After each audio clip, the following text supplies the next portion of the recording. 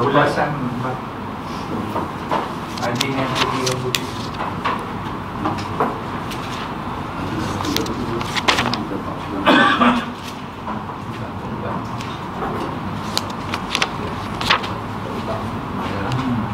Uban. Ya. Oh, uban Rasulullah SAW.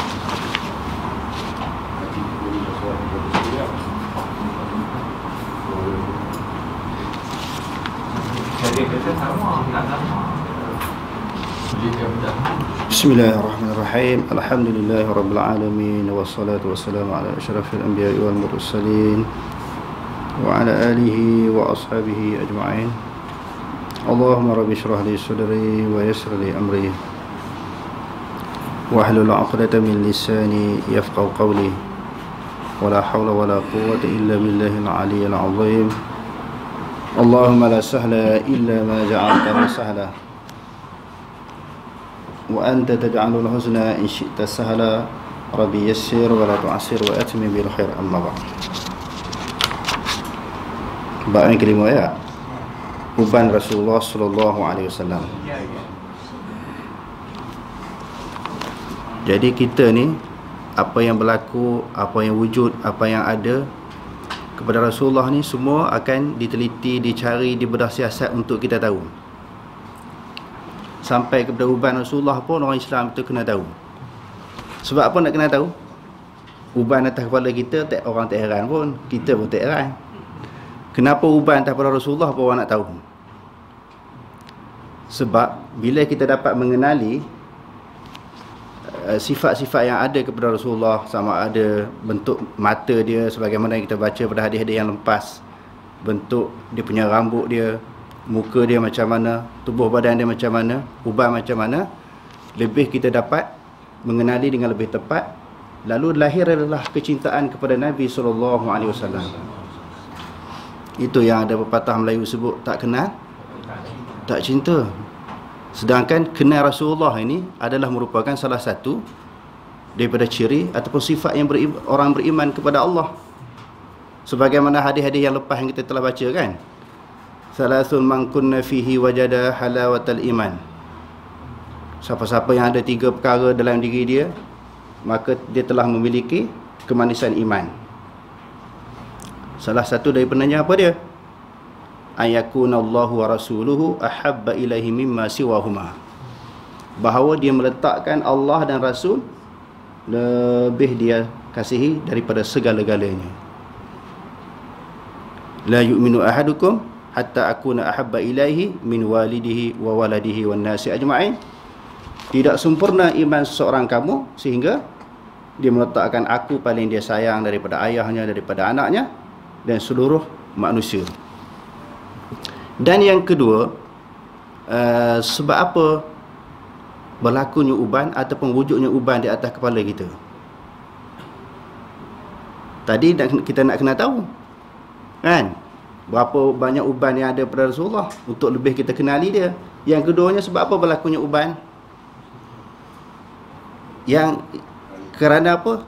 Umur kita makin tua, makin meningkat. Sebab tu ada uban. Jarang berlaku orang muda ni dia ada uban. Ada, kadang-kadang belasan tahun pun ada.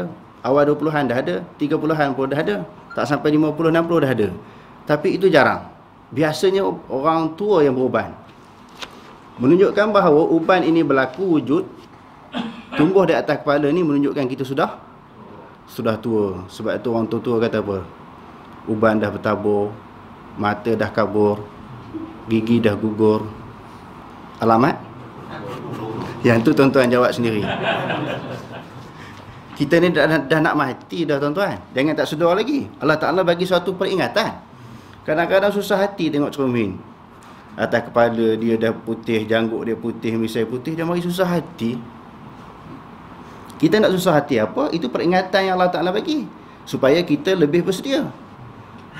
Jadi bila kita tak tahu kita tua ni, bila kita nak bersedia? Sampai ke bila? Sampai ke mati, takut kita terlupa persiapan, terlupa persediaan untuk kita meninggal dunia. Semua orang meninggal dunia ni, semua dia akan menyesal. Kalau orang kafir, orang munafik, dah tentulah. Laula akhartani ila ajalin qarib. mengapa Allah Ta'ala tak bagi tangguh dulu, aku nak buat ibadat, aku nak bersedekah kan. Orang beriman pun dia akan menyesal juga. Kerana apabila dia melihat pahala-pahala dia yang begitu banyak, yang begitu besar, menyesal kalau dulu aku tak pulung betul-betul mengaji, buat ibadat, melakukan ketaatan kepada Allah Ta'ala, menyesal sungguh. Yang pertama, Allah Subhanahu Wa Ta'ala bagi uban kepada kita, menunjukkan kita dah tua. Yang kedua, sebab apa beruban? Dalam hadis yang selepas pada ni kita akan baca, syayyabatni hudhud. Bila baca surah Hud ini menyebabkan kepala Nabi jadi beruban. Surah Waqiah dan beberapa surah yang lain. Nanti insya-Allah kalau sempat kita akan bincang sedikit sepintas lalu isi yang terkandung di dalam surah Hud. Sampai Nabi baca tu menyebabkan kepala jadi beruban. Sebab apa? Apakah kedahsyatan, kepentingan yang didedahkan oleh Allah Subhanahu Wa Ta'ala sampai begitu rupa yang Nabi fikir? Nak ceritakan bahawa sebab beruban yang kedua kerana terlalu banyak berfikir. Kerana tak nak terlalu banyak berfikir. Jadi untuk melahirkan kecintaan kepada Nabi SAW, di dalam Taurat dan Injil ini bukan sahaja disebut tentang sifat Nabi. Begitu juga tentang perangai, peribadi, tindak tanduk yang berlaku kepada para sahabat. Dzalika mathaluhum fit Taurah wa mathaluhum fil Injil. Yang demikian itu sifat sahabat juga disebut oleh Allah Ta'ala di dalam Taurat dan Injil. Yang Allah Ta'ala kata Muhammadun Rasulullah. Atas pada ayat tu Allah Ta'ala kata Muhammadun Rasulullah. Walladzina ma'ahu asyidda'u 'alal kuffar ruhama'u bainahum. Sampai telah ayat yang kita bacakan tadi. Jadi untuk memberi kemudahan kepada orang-orang yang sedang menunggu-nunggu ketibaan Nabi. Bila Nabi muncul dengan sifat dia, perangai dia begini-begini, tubuh badan dia disebut dalam hadis-hadis kan. Perangai sahabat pula yang sentiasa mengelilingi, mendampingi Nabi SAW. Orang kenal. Dikelilingi oleh sahabat-sahabat yang setia. Jadi hadirin sekalian, bila dah kenal Nabi, timbullah perasaan sayang, kasih kepada Nabi SAW. Sebab itu, bila ada mana-mana pihak, mana-mana individu yang menghina Nabi, kita akan rasa sedih. Kita rasa marah. Kalau orang hina diri kita pun kita marah. Hina ibu bapa kita pun kita marah. Hina orang Islam yang lain pun kita marah. Apatah lagi mereka menghina Nabi SAW menjadi ikutan, contoh, tauladan bagi kita. Sebab itu dalam isu sehari dua ni, orang hina Nabi dan sebagainya, lalu orang buat demonstrasi kan. Lalu orang tanya saya, hukum dia boleh ke tak boleh demonstrasi ni? Saya kata harus. Jawapannya harus dikemukakan oleh ulama-ulama yang besar. Di antaranya Dr. Yusuf Qardawi. Harus kita melahirkan kebencian, perasaan tidak puas hati bila orang menghina Nabi SAW. Dia mengambil ayat apa tuan-tuan? Apa dalil? Yang dipegang oleh para ulama yang mengatakan harus kita buat demonstrasi. Iaitu ayat Al-Quran di dalam surah At-Taubah. Dzalika bi'annahum la yusibuhum zama'un wala nasabun wala makhmasatun fi sabilillah. Ya demikian itu bahawasanya tidak mengena akan mereka itu sesuatu kehausan dan juga kesusahan dan juga kelaparan fi sabilillah, pada jalan Allah. Orang yang berjuang pada jalan Allah Ta'ala ni, ketika dia berjuang itu, sama ada dia kehausan, dahaga, ataupun ditimpa sesuatu musibah, ataupun dia kelaparan, dalam fi sabilillah, wala yata'una mauti'an yaghizul kuffar, dan dia tidak melalui sesuatu jalan yang menyebabkan timbul perasaan marah ataupun kebencian daripada orang-orang kafir, wala yanaluna min aduwin nailan illa kutiba lahum bihi amalun salih. Sesuatu tindakan kita yang menyebabkan orang kafir takut, gerun, illa kutiba lahum bihi amalun salih, melainkan akan ditulis kepada mereka itu amalan-amalan yang baik. Jadi Dr. Yusuf Qardawi kata daripada ayat ini sebagai suatu isyarat kita boleh melahirkan kebencian, suatu perasaan tidak puas hati, marah bagi orang yang menghina agama Islam, bunuh orang Islam kan, baru-baru ni, hina Nabi SAW, lebih besar daripada bunuh orang Islam lagi. Sebab bertebarannya orang Islam di seluruh dunia, berkembangnya dakwah Islam di seluruh dunia, hasil daripada mula-mula dakwah yang disampaikan oleh Nabi. Walaupun Nabi telah meninggalkan kita 1000 tahun lebih, tetapi ajaran Nabi, agama Nabi, dakwah yang disampaikan oleh Nabi ini diteruskan oleh pejuang-pejuang, ulama-ulama, pendakwah-pendakwah selepas kewafatan Nabi. Maka harus kita buat demonstrasi. Cuma, adakah padan? Sebelum kita nak baca bab uban Nabi ni, adakah padan memadai sekadar kita demonstrasi bagi melahirkan sikap tak puas hati terhadap hinaan kepada Nabi kita? Bagi saya kata tak padan. Kena ada tindakan susulan daripada itu, kena belajar hadis Nabi. Baru kenal Nabi, baru boleh rasa sayang kepada Nabi. Kalau sekadar demonstrasi, balik senyap. Demonstrasi, balik senyap. Esok buat pula. Satu, yang pertama. Yang kedua, kadang-kadang, ini kadang-kadang bukan semua, bukan selalu. Bila sebut kadang-kadang, dia bukan selalu. Kadang-kadang, ada pihak, ada individu-individu, dia marah orang hina Nabi, kita pun marah. Dia demonstrasi, betul, saya kata hukum dia harus. Tetapi bila orang bawa ajaran kepada Nabi, kita baca hadis Nabi, dia tak minat nak mengaji. Yang tu yang saya sedih. Bagi saya sedih. Saya tak kata salah. Buat demonstrasi buatlah hari-hari pun tak apa, saya kata harus. Tapi yang lebih malang, tak minat nak mengaji hadis. Bila tak minat mengaji hadis, bagaimana boleh mengenali Nabi? Lebih malang daripada itu, orang-orang yang belajar hadis ini dilabelkan dengan berbagai labelan dan juga tomahan. Yang tu kita sedih. Hampa nak buat demonstrasi, hari-hari pun buat lah. Tak ada siapa pun larang. Tetapi tak padan saya kata. Untuk melahirkan cinta kita, sayang kita kepada Nabi, kena belajar hadis betul-betul. Barulah kita rasa sayang kepada Nabi, kita meneruskan perjuangan Nabi. Kalau tidak, tak jadi apa. Esok orang tidak tahu orang kafir hina Nabi. Esok buat pula, balik pun suruh tu juga. Amalan-amalan khurafat, bid'ah yang Nabi tak pernah ajar, diikut bulan. Bulan apa? Bulan apa? Ikut bulan-bulan ni, amalan ni. Kalau sekadar dia buat amalan, satu hal, pahala tak dapatlah kalau benda yang Nabi tak buat kan. Tapi kalau jual nama Nabi, ni hadis-hadis yang akan muncul dekat bulan Ramadan, dalam bulan Ramadan, yang baru balik demonstrasi tu. Sehari ada orang marah lah sebut macam ni, adakah kita menghina, kita mengutuk orang buat demonstrasi? Tidak. Saya pun pergi. Kalau ada demonstrasi, orang buat bantahan terhadap orang yang hina Nabi, saya pun pergi. Tetapi kita balik, malangnya balik-balik diam, tak ada apa. Menyebarkan hadis-hadis palsu, melakukan amalan-amalan, perbuatan-perbuatan yang tidak diajar oleh Nabi. Adakah bukti kita sayang kepada Nabi? Dan saya kata kepada diri saya sendiri, takut saya ni jadi berlakon. Kalau kata pada orang marah. Takut kata pada diri kita sendiri, kita kata pada diri kita sendiri, takut ni kita berlakon sayang kepada Nabi. Maknanya kita buat kerana isu. Jadi kita yang mengaji hadis ni jangan lagu tu. Tak boleh. Buktikan betul-betul kita sayang kepada Nabi. Sebab ganjaran, pahala yang akan dikurniakan oleh Allah Subhanahu Wa Taala amat besar. Bila kita betul-betul hati kita sayang kepada Nabi dan kita ikuti segala amalan-amalan yang dilakukan oleh Nabi. Okey, hadirin sekalian.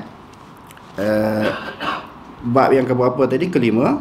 Uban ialah rambut yang bertukar warna menjadi warna putih. Daripada hitam dia warna putih.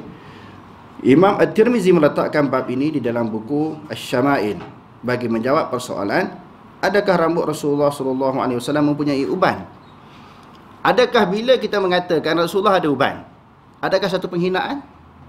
Sebab itu satu. Bila sebut sesuatu benda yang serupa sifat Rasulullah macam kita, ada yang menganggap itu satu penghinaan. Baru-baru ni timbul isu kan, bila ada sahabat kita sebut Rasulullah ni sifat dia sebagai manusia, nafsu dia sebagai manusia, hina Nabi. Dan saya sendiri, saya pernah cerita banyak kali dah, saya cerita Nabi ni pernah kecil berdiri, hina Nabi. Sedangkan di dalam surah Furqan, Allah Ta'ala cerita bila orang kafir bertikai, kenapa Nabi pergi ke pasar? Tuan-tuan balik sebelum tidur baca surah Furqan. Kenapa Nabi makan? Allah Ta'ala cerita dalam Quran, adakah Nabi itu bukan manusia?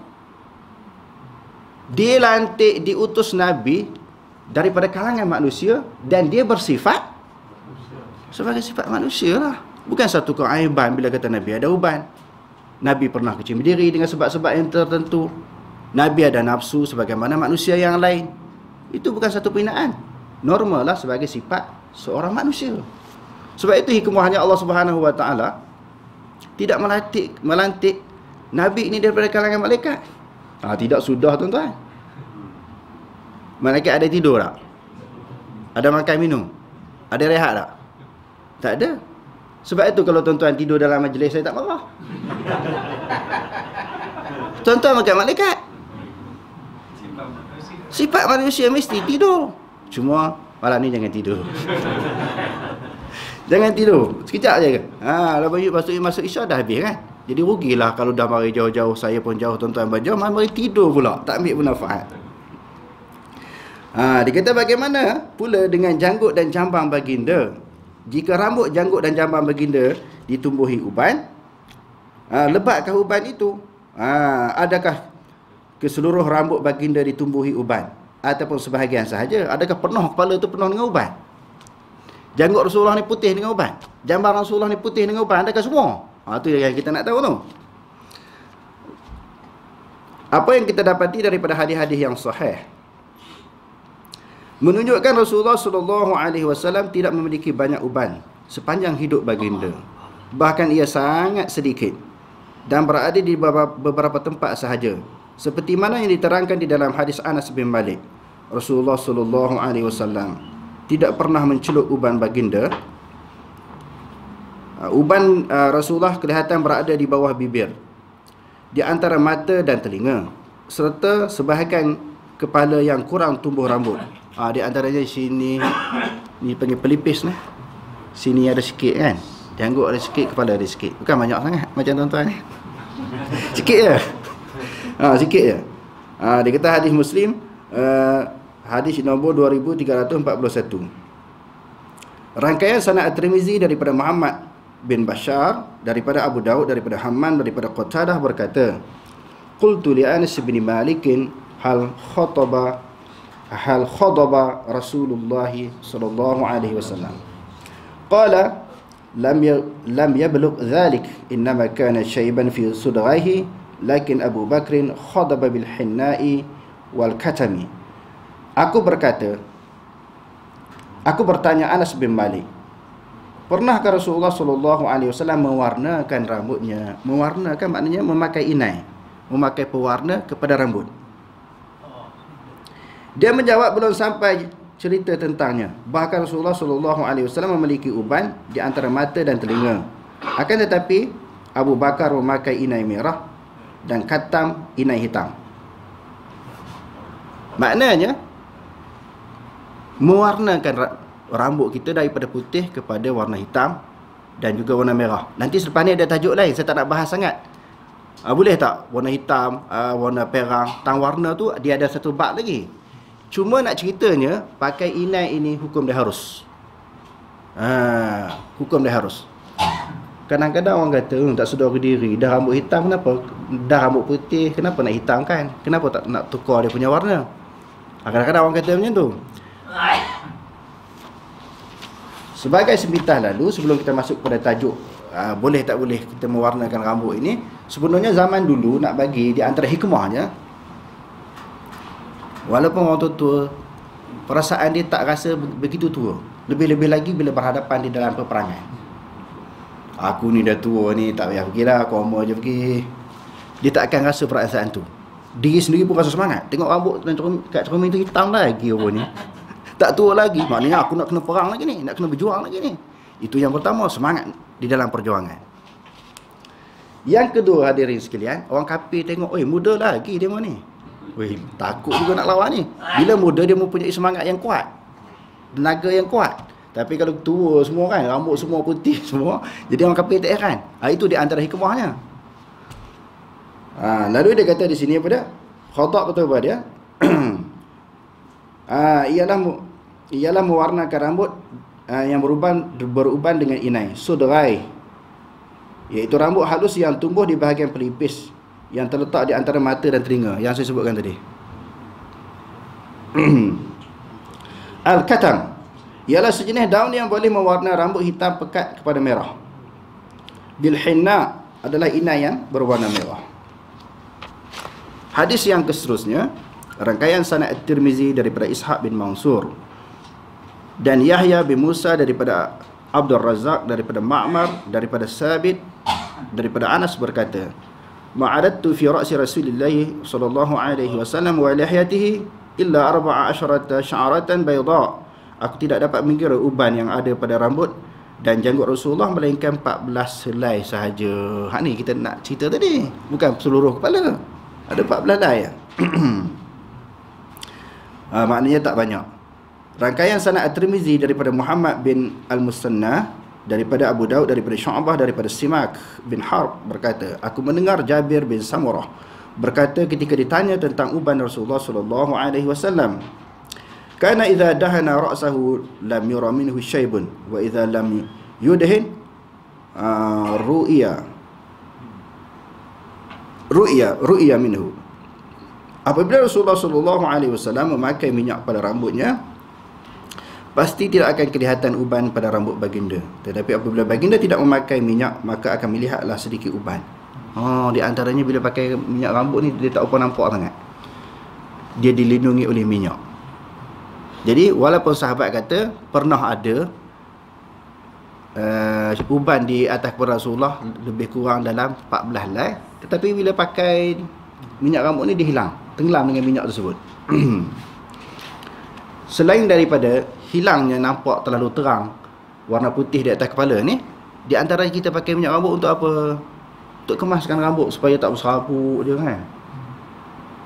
Duduk dalam sunnah lama lah, tapi selekeh nampak ya. Jadi orang akan nampak kan, inikah yang Nabi ajar. Kita sebut sunnah. Tetapi kan sunnah, bila sebut sunnah mesti ada kaitan dengan Nabi. Adakah ini penampilan Nabi? Inikah contoh yang kita ambil daripada Nabi? Kadang-kadang kita nak pakai seluar atas pada buku lali tu baguslah kan, sunnah kan. Kita pun dah belajar masalah isbal. Tapi kadang-kadang keriting kita punya seluar tu sampai dekat lutut. Tak pernah striker punya zuhud lah, inilah sunnah, inilah perjuangan.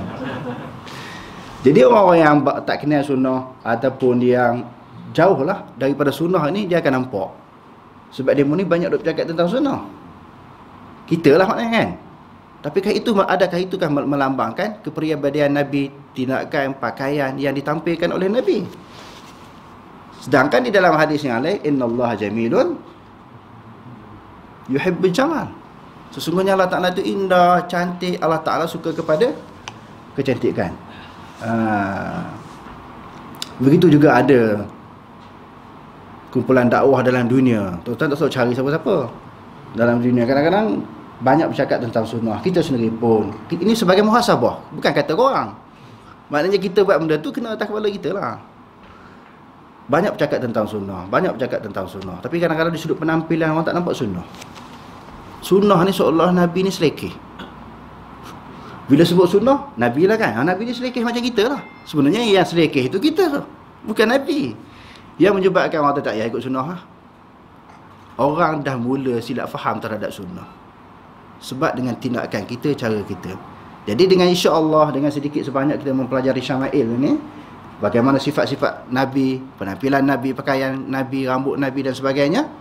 Sebenarnya sunnah ni bukan nak kita faham tu. Bukan yang difahami oleh sebahagian manusia. Sunnah ni hak Nabi buat lah. Bukan kerana duduk dalam mana-mana kumpulan. Saya dah sebut dulu kan, tak perlu sangat kita nak mendakwa, melabelkan kita ni orang sunnah. Yang pentingnya kita ikut sunnah Nabi. Sama ada kita tak cakap tentang sunnah ke, orang tak kata kita sunnah ke, benda bukan perkara penting. Yang pentingnya seseorang itu dia berada dalam kumpulan sunnah ataupun tidak, dia mengikuti Nabi. Amalan Nabi, akhlak Nabi, pakaian Nabi, penampilan yang telah ditampilkan oleh Nabi SAW. Ni hak sunnah betul ni. Ikut apa yang dibawa oleh Nabi. Yang seterusnya, rangkaian sanad At-Tirmizi daripada Abu Quraib bin Abi Ala, daripada Muawiyah bin Hisham, daripada Syaiban, daripada Abi Ishaq, daripada Ikrimah, daripada Ibnu Abbas berkata, Abu Bakar berkata kepada Rasulullah sallallahu alaihi wasallam, "Wahai Rasulullah, anda telah beruban." Baginda menjawab, "Syayyabatni Hudun wal waqi'atu wal mursalat wa amma yatasaalun idza asy-syamsu kuwirat." Surah Hud, surah Waqi'ah, Mursalat, Amma yatasaalun, dan surah Asy-Syamsu kuwirat telah membuatkan aku beruban. Tadi kita sebut tadi dengan beberapa surah yang disebutkan tadi menyebabkan Rasulullah beruban. Dan apakah keistimewaan ataupun kehebatan ataupun kedahsyatan yang ada di dalam keempat-empat surah tersebut? Yang pertama sekali, tuan-tuan, kita tengok surah Hud dulu. Tuan-tuan yang ada Quran kan, ada handphone, buka surah Hud.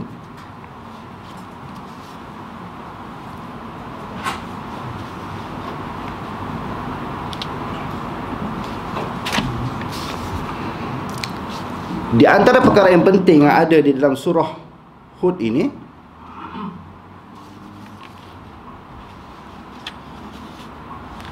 dia ada di sini, tuan-tuan. Yang pertama sekali adalah tauhid di dalam doa. Tauhid itu ada di dalam doa. Yang kedua, hanya Allah Subhanahu wa taala mengetahui. Tauhid di dalam doa ini maknanya masalah-masalah perbahasan tauhid daripada ayat yang pertama sehingga ayat yang ke-24. Yang kedua, hanya Allah Subhanahu wa taala mengetahui akan ilmu ghaib. Ayat yang kelima sehingga 6. Yang ketiga, tiada kelengahan di dalam menyampaikan dakwah, iaitu ayat yang ke-12. Yang keempat, risalah ataupun ajaran akidah sudah jelas, tetapi para penentang tidak menerimanya kerana degil. Yang seterusnya, kisah tentang Nabi Ibrahim ayat 69 sehingga 76. Cuba kita tengok ayat yang pertama. Pertama, kedua, ketiga sehingga ayat yang ke-24. Alif Lam Ra, kitabun uhkimat ayatuh. Suatu kitab yang diturunkan yang ayat-ayatnya fussilat min ladun hakimin khabir, dijelaskan daripada sisi Allah yang Maha Hakim lagi Maha Teliti. Alla ta'budu illallah. Ketahuilah mengapa kamu tidak, ala maknanya litambih, peringatan. Mengapa kamu tidak menyembah melainkan Allah? Kerana ketika Nabi Hud diutuskan oleh Allah Subhanahu wa taala, kaum dia sedang buat apa? Sembah siapa? Beribadat kepada siapa? Tidak lain dan tidak bukan mereka menyembah Tuhan-Tuhan yang lain daripada Allah. Semua nabi-nabi yang diutuskan oleh Allah Subhanahu wa taala di atas muka bumi ini untuk menyelamatkan akidah manusia daripada semua Tuhan selain daripada Allah. Allah Ta'ala telah utus seorang nabi, bawa ajaran Islam, memperkenalkan Allah, beribadat kepada Allah Subhanahu wa taala tanpa melakukan sebarang syirik. Okey, dah okey lah. Mati pula seorang nabi, generasi yang seterusnya setelah kewafatan nabi ini mulalah menyeleweng daripada agama asal yang dibawa oleh nabi, mereka. Di sudut akidah pun mereka telah terpesong. Datang nabi lain pula, ajak kepada tauhid, ajak kepada akidah, memperkenalkan Allah, beribadah melainkan kepada Allah Subhanahu wa taala, tidak lain melainkan kepada Allah Subhanahu wa taala semata-mata. Sebab itu ayat yang selalu kita baca di dalam kuliah kita, yang Allah Taala kata, walaqad ba'athna fi kulli ummatin rasulan an ya'budullaha wajtanibut taghut. Setiap rasul, setiap umat itu ada seorang rasul. Walaqad arsalna nuhan ila qaumihi faqala ya qaumi ibudullaha ma lakum min ilahin ghairuhu. Jadi inilah ajaran dasar, prinsip, asas yang dibawa oleh semua Nabi. Jadi Rasulullah ini bila diturunkan ayat ini kepada beliau, dia baca, dia heran, dia rasa pelik, dia rasa amaran-amaran yang disampaikan di dalam ayat-ayat di dalam surah ini menyebabkan Rasulullah jadi takut. Innani lakum minhu nadhirum wa bashir. Sesungguhnya aku bagi kamu adalah memberi peringatan. Memberi peringatan, nazir, memberi kabar yang menakutkan, wa bashirun, kabar yang gembira. Kabar yang menakutkan ini apa dia? Iaitu orang buat jahat dibalas dengan dosa, dosa dibalas dengan neraka, dengan siksaan. Kalau orang buat baik pula dibalas dengan pahala, pahala dengan syurga, syurga penuh dengan kenikmatan. Wa anistaghfiru rabbakum, hendaklah kamu minta ampun, yakni bertaubat kepada Tuhan kamu. Summa tubu ilaihi. Kamu istighfar, memohon ampun kepadanya, hendaklah kamu bertaubat kepadanya. Maknanya taubat dengan meninggalkan segala dosa-dosa yang telah kamu lakukan. Yumatti'akum mata'an hasana, dia akan menyediakan kepada kamu suatu kesenangan yang baik. Ila ajalin musamma, pada waktu yang ditentukan.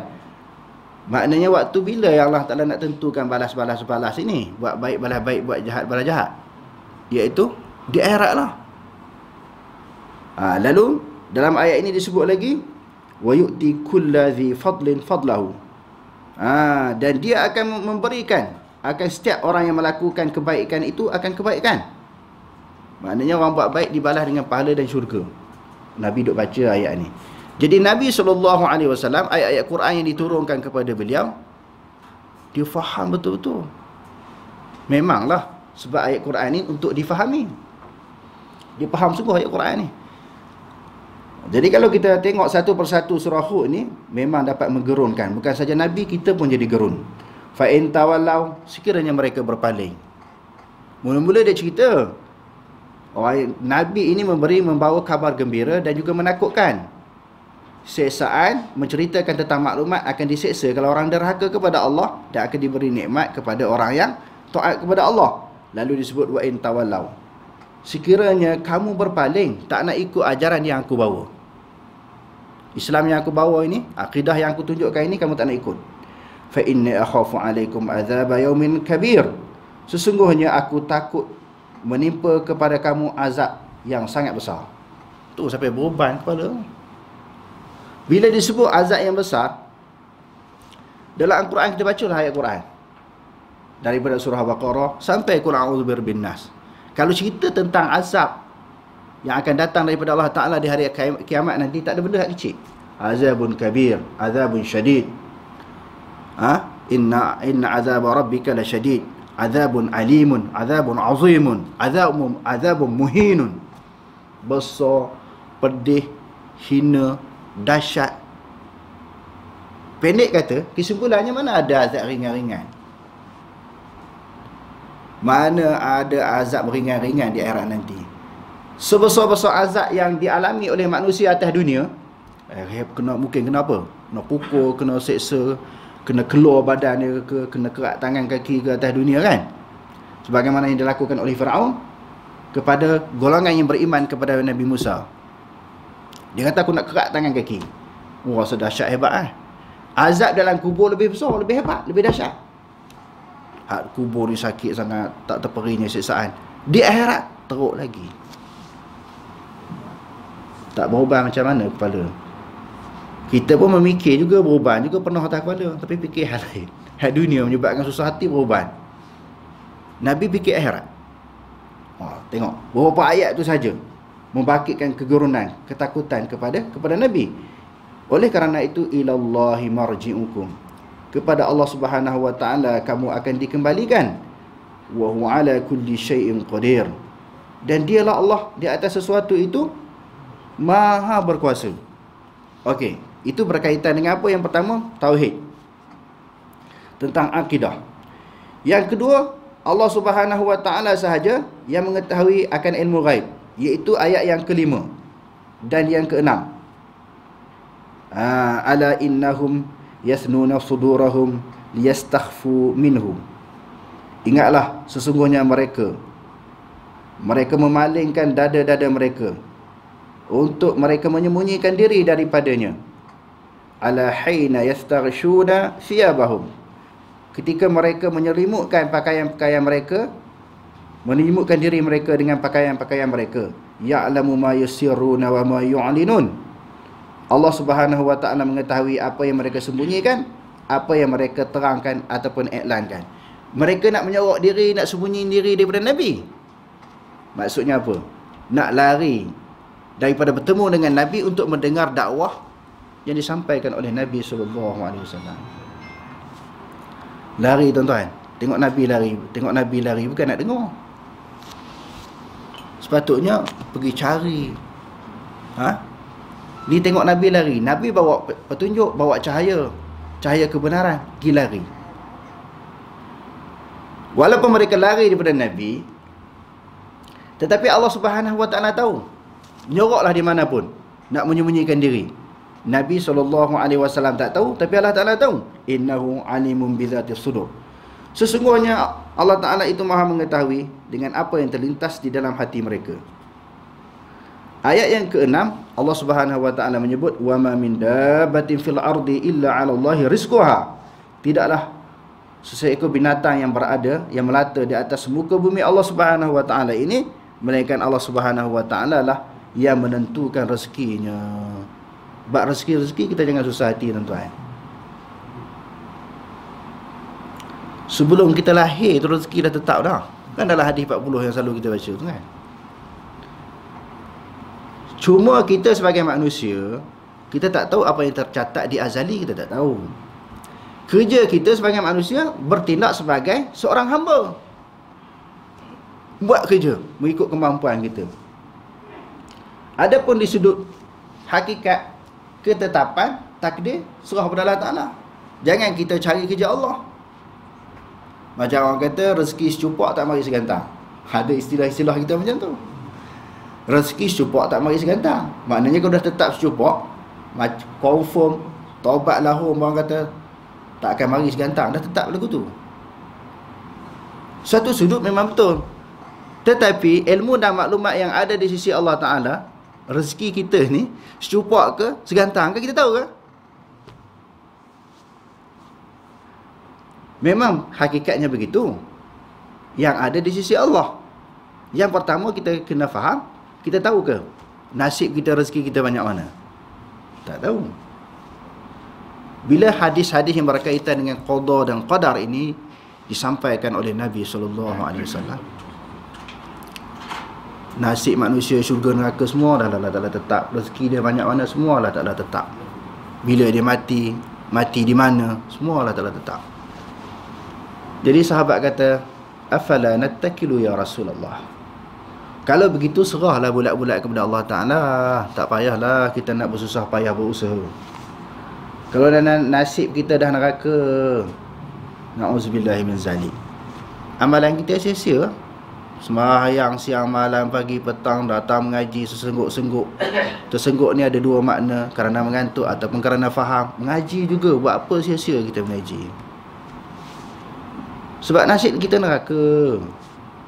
Sebaliknya kalau dah confirm masuk syurga, tak perlu lagi kita beramal. Serah bulat-bulat kepada Allah.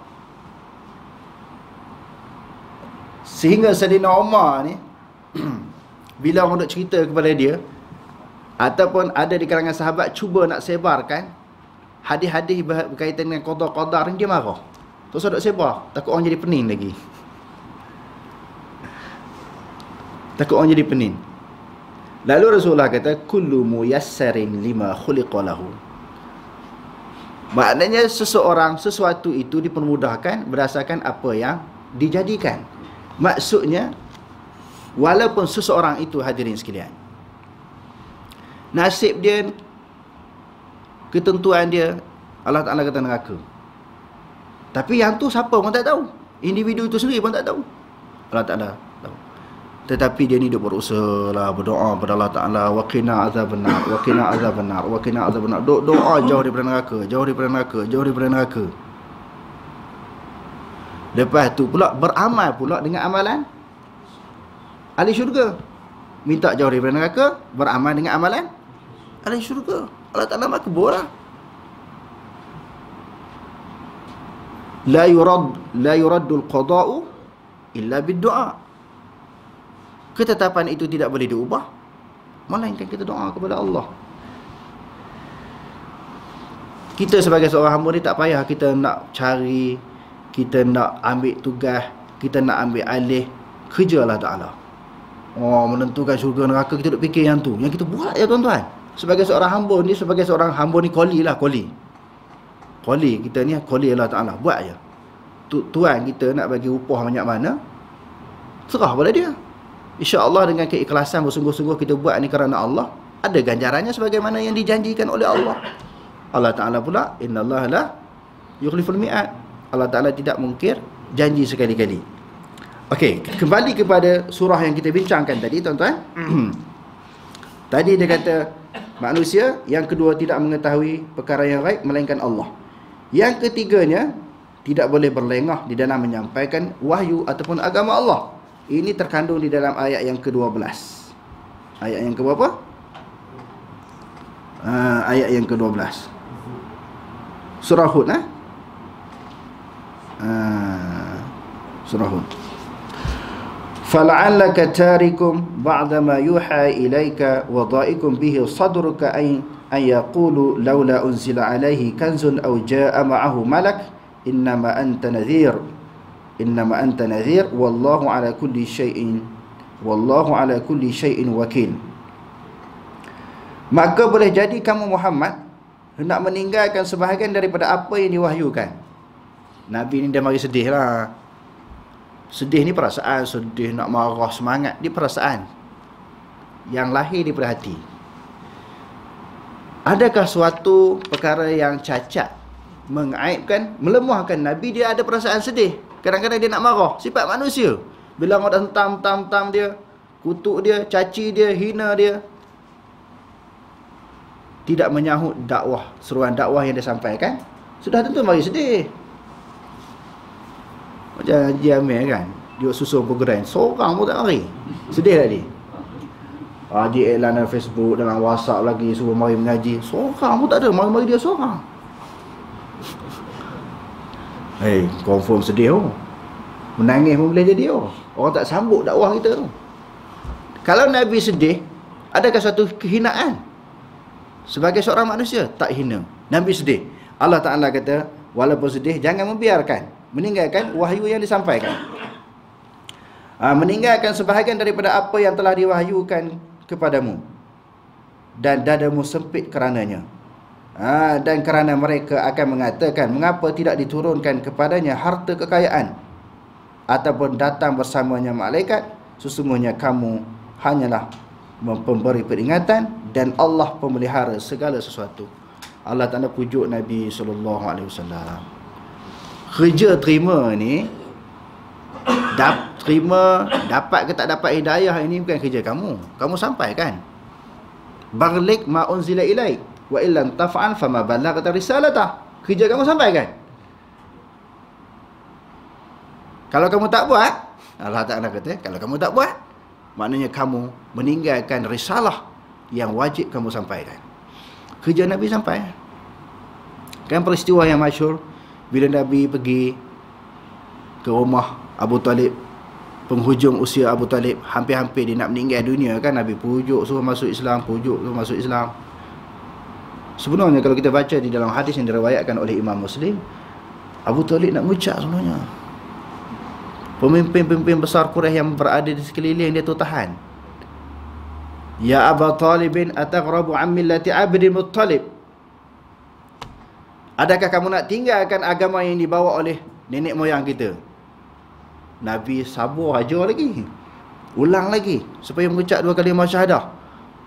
Pemimpin-pemimpin kafir Quraisy di Mekah ulang ayat yang sama. Kamu nak tinggal ke agama nenek moyang kita ni? Akhirnya Abu Talib ni dia meninggal di dalam keadaan tidak beriman kepada Allah Subhanahu wa taala. Lalu Nabi sedih tuan-tuan, menangis. Allah Ta'ala turun ayat dalam surah Qasas, innaka la tahdi man ahbabta, innaka la tahdi man ahbabta walakin Allah yahdi man yasha wa huwa a'lamu bil muhtadin. Sesungguhnya wahai Muhammad, kamu tidak boleh bagi petunjuk, hidayah kepada orang yang kamu kasihi. Siapa yang Nabi kasihi? Pak saudara dia lah pula daripada kecil lagi. Bagi makan, minum. Bukan itu sahaja, peranan Abu Talib ni besar dalam perjuangan dakwah yang disampaikan oleh Nabi. Bukan sahaja bagi makan, bagi minum, mendidik Nabi, bagi pakaian kepada Nabi, memberi perlindungan tempat bagi rumah kepada Nabi, untuk berteduh daripada hujan dan panas. Bukan itu sahaja peranan Abu Talib. Bila ada orang nak belasah Nabi, nak bunuh Nabi, dia pergi pertahankan. Dia halang cubaan demi cubaan untuk menghancurkan Nabi, walaupun berbeza agama. Tetapi atas dasar anak saudara dia. Kita ni pun tuan-tuan, di dalam dakwah kita, kalau ada orang tak nak ikut sunnah, sekurang-kurangnya jangan lawan sunnah. Ni dah tak ikut, dia berlawan pula, dia bermusuh pula, tu jadi parak, dia jadi berpecah. Kamu tak nak ikut, kamu tanggung lah kan, kamu punya hal lah. Tapi jangan berusaha, melakukan usaha-usaha, tindakan-tindakan, bekerja untuk menghalang daripada orang menyampaikan sunnah. Hak tu jadi berat lagi. Lebih berat daripada apa? Berat daripada Abu Talib. Abu Talib ni di sudut perangai lah, bukan di sudut akidah. Kita cakap ni sudut perangai. Abu Talib walaupun berbeza agama dengan Nabi, dia bagi sokongan terhadap dakwah yang disampaikan oleh Nabi. Kalau hampa tak sokong pun, jangan lawan, jangan fitnah. Tak sokong pun tak apa, jangan lawan, jangan fitnah. Kalau yang tu berat lagi ya. Sebab Abu Talib tadi, dia bagi sokongan terhadap perjuangan yang disampaikan oleh Nabi.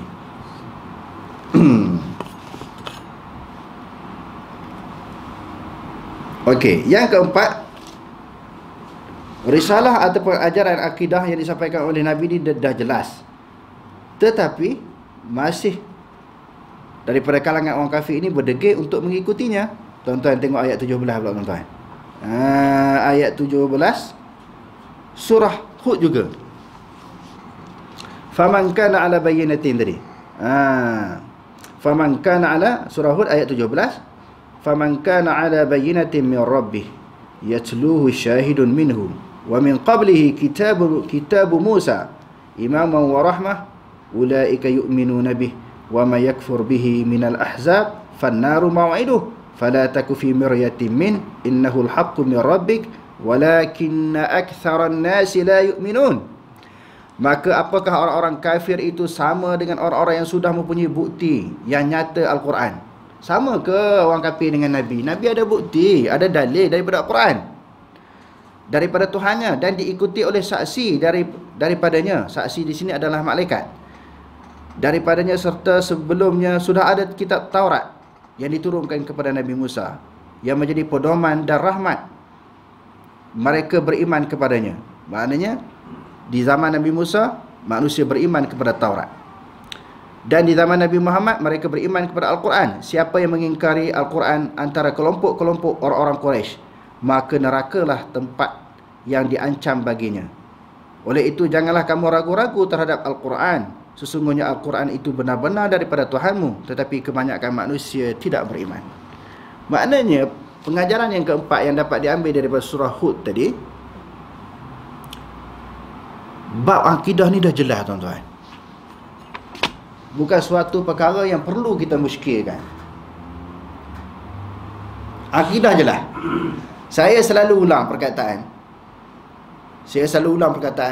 Bila saya ceramah ke mengajar di mana-mana, sebelum adanya kitab-kitab tauhid dalam dunia ni, sebelum manusia tulis, mana-mana ulama, mana-mana pengarang tulis buku tauhid ini, di zaman Nabi, para sahabat yang tak ada buku-buku yang ada di zaman sekarang, orang kenal tak Allah Ta'ala.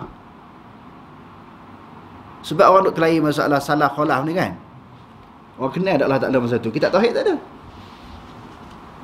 Sebelum adanya Aqidatun Najih, Darus Samin, Risalah Tauhid, Syarah Usul Tahqiq, Matan Joharah, dan berbagai-bagai kitab-kitab tauhid yang lain yang terlalu banyak dalam dunia ini, orang kenal Allah Ta'ala ke tak kenal Allah Ta'ala? Nak kenal macam mana kitab tauhid tak ada? Sebab dalam Quran kata akidah dah jelas. Yang jadi masalah, pegang kepada akidah yang berdasar pada Quran tu tak jelas, tak betul, salah. Akidah golongan ini tidak boleh diterima. Ilmu akidah itu, ilmu tauhid, ilmu akidah, ilmu pegangan, ilmu kepercayaan kepada Allah Ta'ala itu sumbernya diambil daripada Quran, diambil daripada hadis Nabi. Yang tu pula dianggap oleh sebahagian orang, sebahagian pihak, kata tu pula yang jadi salah. Sebab dia kata akidah jelas. Akidah ni pun dah jelas. Tak mana nak muskil. Kalau kita kata nak semayang, puasa, zakat, haji, tak lama lagi kita nak sambut bulan Ramadan. Bulan Ramadan ni ibadah apa? Puasa sampai lembik. Kalau berlaku puasa musim panas ni, dahaganya, lapornya, kenapa puasa begitu teruk? Sebab apa kita puasa? Sebab ada suruhan, ada perintah daripada Allah, daripada Al-Quran. Orang pula kalau kansa kata apa? Jelepek sagu. Tahu jelepek sagu? Lembik sungguh lah Haji Amir tahu lah. Dia orang Perak. Jelepek sagu je puasa. Puasa buat apa? Sebab ada suruhan daripada Quran. Betul tak? Sembahyang 5 waktu ada suruhan. Ini ibadat. Bukan akidah lagi. Ibadat seseorang akan diterima oleh Allah kerana akidahnya betul. Kalau akidah tak betul, tak terima buat ibadat macam mana pun. Yang Allah Ta'ala kata haba'an mansura. Sebagaimana amalan orang yang kafir, orang yang tidak beriman kepada Allah, orang yang melakukan syirik ini seperti debu-debu yang berterbangan. Tak ada nilai di akhirat nanti. Tak ada nilai di sisi Allah. Orang kafir buat baik tak buat baik? Buat baik, jangan kata tak buat baik.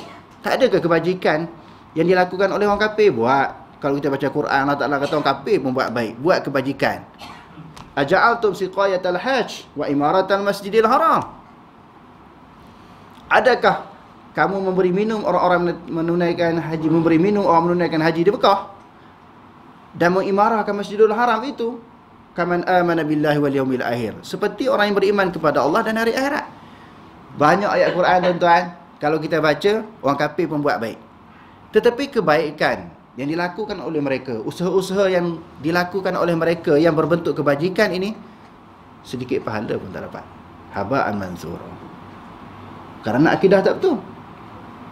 Sudah tentu, kalau kita kata ibadat sembahyang, puasa, zakat, haji, nak kena ada dalil daripada Quran, nak kena ada dalil daripada hadis Nabi.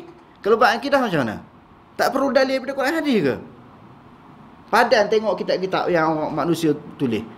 Bukan satu penghinaan kita sebut kitab-kitab, saya pun belajar kitab tu. Tauhid ini kita kata salah khalah, alhamdulillah kita belajar. Tetapi bukan kita menghina, merendahkan tulisan-tulisan ulama ini, bukan. Maksud saya, kalau tak ada kitab-kitab itu ditulis oleh para ulama, adakah orang tak boleh kenal Allah Ta'ala? Sebab bab akidah ni dia jelas. Hak zaman Nabi dulu jelas. Oh, zaman sekarang lain. Jadi Quran zaman Nabi, Quran zaman sekarang lainnya.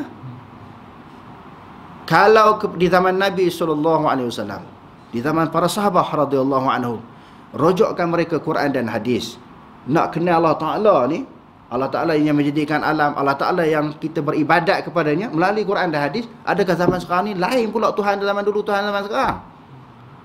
Allah Ta'ala zaman Nabi, zaman sahabat, Allah Ta'ala lain pula zaman kita sekarang ni. Kadang-kadang benda tu pun orang keliru tuan-tuan, pening kepala. Bila kita bincang isu akidah ni, kena rojok kitab ni, kena rojok. Baguslah baca banyak kitab tu, bagus. Tetapi Quran pergi ke mana? Jadi dalam surah Hud ini, di antara isi intisari yang terkandung di dalam surah Hud ini menceritakan jelasnya masalah akidah. Tetapi kebanyakan manusia itu tak faham dan dia menolak, dia degil. Bukan dia tak faham, dia degil. Di hujung ayat tu Allah Ta'ala kata apa? Walakinna aksaran nasi la yu'minun.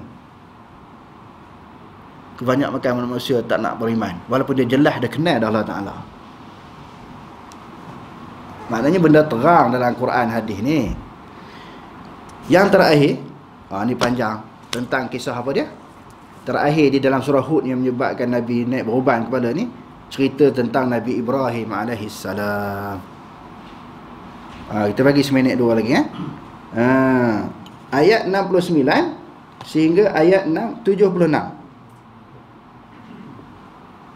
Yang ni tuan-tuan baca di rumah. Tengok terjemahan. 69 sehingga ayat 76. Cerita bab Nabi Ibrahim kan. Nak cerita kesimpulan daripada cerita ni, bila malaikat datang ke rumah Nabi Ibrahim menjadi tetamu Nabi Ibrahim, biasalah akhlak sikap seorang Nabi, bila orang datang ke rumah dia, disediakan makanan. Dia tinggalkan tetamu di rumah dia sekejap, dia pergi sembelih anak lembu. Bila dia hidang, tiba-tiba malaikat tak sentuh makanan. Dia pun nak risau, nak susah hati. Tuan-tuan balik baca ayat 69 hingga ayat apa dia? 69 sehingga 76 ni. Saya cerita kesimpulan dia. Dia susah hatilah. Lalu malaikat kata, jangan takut, kami ini adalah malaikat yang diutuskan oleh Allah untuk menghancurkan kaum Lut. Di sinilah kita nampak bahawa ada di kalangan nabi-nabi ini diutuskan oleh Allah Ta'ala 2 orang nabi pada satu zaman, tetapi tempat yang berbeza. Yang keduanya hadirin sekalian, menunjukkan Nabi tak tahu benda yang gaib. Kalau dia tahu ni malaikat, dia tak sembelih lembu lah. Dia tak bagi makan lah. Nampak? Kalau Nabi tak tahu perkara yang gaib, wali, tok guru, ustaz, maulana, tok lebay, tahu ke? Wa andahu mafatihul ghaibi la ya'lamuha illa hu. Sebab ada lagi dalam masyarakat, tengok orang tu nampak kemas sikit, warak sikit, soleh. Orang soleh tu bagus. Kita kena tiru amalan-amalan mereka. Akhlak orang soleh ni bagus. Cuma kadang-kadang ada fanatik keterlaluan daripada pengikut-pengikut. Oh, ada ni tok guru aku ni, dia boleh tahu benda-benda gaib ni. Nak sembang depan tok guru pun tak berani. Oh, takut dia tahu boleh baca hati. Oh, hebat pada Nabi Ibrahim. Kita datang tadi, dia boleh baca dah. Kita datang tadi, dia boleh baca hati Haji Amir, tuan-tuan semua dia tahu. Oh, tak boleh main dengan tok guru ni. Hebat pada Nabi Ibrahim lagi. Dalam ayat ini, di antara perkara penting yang disimpulkan oleh para ulama, kerana para nabi ni dia tak tahu benda-benda gaib. Begitulah Nabi Muhammad kan, orang buat salah ni, dia nak bukti. Di dalam suatu peperangan kan, di antara peperangan Tabuk, orang munafik ni bila bagi alasan, dia bebaskan. Dan ada daripada kalangan sahabat ini diberi tindakan hukuman, tindakan disiplin. Di antaranya apa dia? Siapa dia? Ka'ab bin Malik wa ala salatati allazina khulifu, yang tercincir di dalam peperangan, diberi tindakan. Orang munafik bagi alasan, dia bebaskan. Menunjukkan dia tak tahu. Perkara yang paling besar apa dia? Bila Aisyah radhiyallahu anha dituduh sebagai pernah melakukan zina, Nabi ambil isteri dia Khadijah, bawa balik kepada rumah mak mentua dia, ayah mentua dia, iaitu Abu Bakar. Aisyah ni bawa ke rumah Abu Bakar, anak kepada Abu Bakar kan, di pak mentua dia tu ni Abu Bakar. Jadi nak cerita tentang apa? Dalam hadis yang diriwayatkan oleh Imam Bukhari, dalam riwayat yang panjang, sehingga Aisyah pun sedih dengan tindakan suami dia. Lepas tu pula dia mengadu kepada ayah dia, kepada mak dia. Dalam riwayat menyebut Abu Bakar dan isteri dia kata, kami nak pertahankan kamu macam mana di hadapan Rasulullah, kami tak berani nak cakap. Sayyidina Ali, dia kata ramai lagi perempuan ni Madinah ni yang lawa-lawa kan, yang soleh baik, kahwin je. Maklumat ni sampai kepada Aisyah radhiyallahu anha. Sedih Aisyah. Sebab tu dalam riwayat Bukhari dan cerita yang Rasulullah nak meninggal dunia kan, Rasulullah, Aisyah kata dia dipapah oleh oleh Ibnu Abbas dan seorang lelaki. Sayyidina Ali yang papah lah. Tak sebut. Berasa hati ni, berasa hati tuan-tuan. Sampai 50 hari Allah Ta'ala turunkan surah An-Nur, membersihkan Aisyah radhiyallahu anha. Kalau tidak, tak payah turun ayat Quran. Nabi tahu isteri dia tidak berzina. Menunjukkan apa? Nabi tak tahu. Nabi Muhammad, semua Nabi-Nabi tak tahu perkara yang gaib. Adakah kita boleh menganggap ada pihak, ada individu, orang soleh, wali dan sebagainya boleh tahu? Tak boleh tahu sekali-kali. Jadi ini di antara sebahagian daripada intisari yang dapat diambil di dalam surah Hud. Okey, hadis-hadis yang seterusnya bab uban ni nanti kita akan sambung pada pelajaran yang akan datang. Sampai berapa tadi? Oh, cepat habis sikit lagi. Sikit lagi. Okey, hadis yang ke-42. Rangkaian sanad At-Tirmizi daripada Sufyan bin Waqi' daripada Muhammad bin Bushrin daripada Ali bin Saleh daripada Abi Ishaq daripada Abi Juhaifah.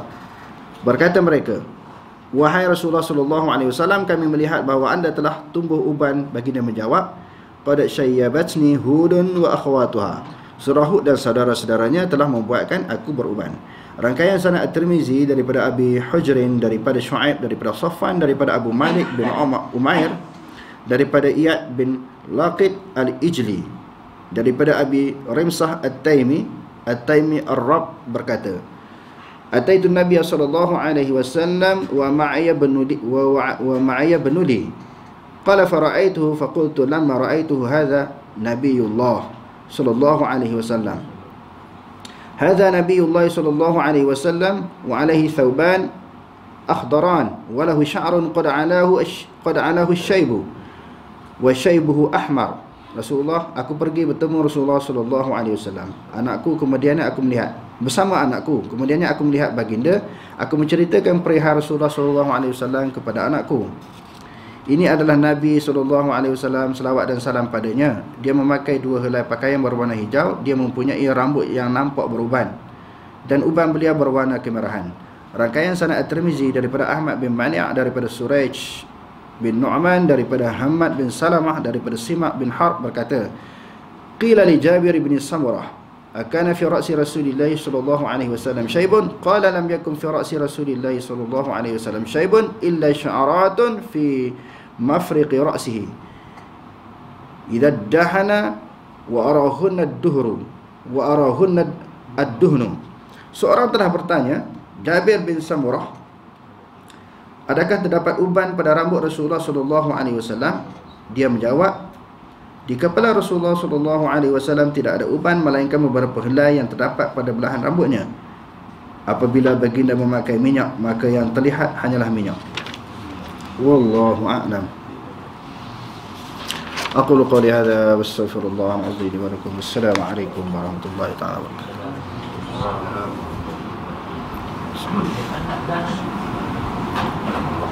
Bulan depan dah semua. Bulan depan. Lah baik tak? InsyaAllah. Bulan puasa dah dah. Oh, sudah.